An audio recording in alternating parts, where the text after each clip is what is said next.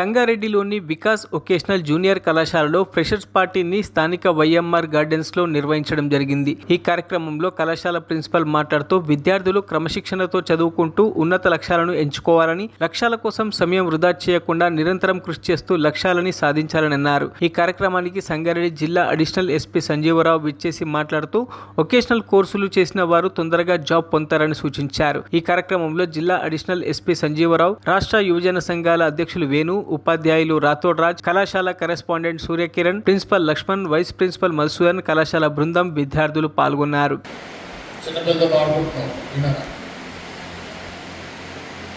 వీళ్ళందరూ ఎస్ఎస్సి కాగానే వచ్చినారా, ఇంటర్మీడియట్ తర్వాత వచ్చినారా? ఓన్లీ ఎస్ఎస్సి తర్వాత వచ్చారు కదా,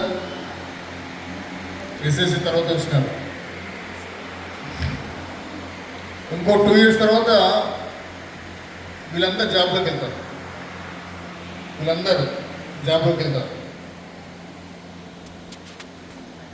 మీరందరూ అనుకుంటారు, అబ్బాయి ఏంటి వొకేషనల్ కోర్స్, అసలు మాకు ఆ సమాజంలో విలువ లేదు,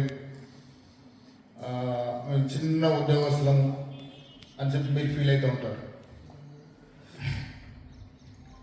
ఈ వ్యవస్థలో ఎంతమంది డాక్టర్లు ఉన్నారు, ఎంతమంది ప్రొఫెసర్స్ ఉన్నారు, ఎంతమంది కలెక్టర్లు ఉన్నారు, ఎంతమంది ఎస్పీలు ఉన్నారు, వాళ్ళందరి సక్సెస్ అంతా కూడా వొకేషనల్ స్టాఫ్ మీద ఆధారపడి ఉంటుంది. వొకేషనల్ స్టాఫ్ ఎంతో పెద్ద. మిమ్మల్ని చూస్తుంటే నాకేమనిపిస్తుందంటే, వికసించే పువ్వులు మా వికాస్ సంబంధించినటువంటి వొకేషనల్ విద్యార్థి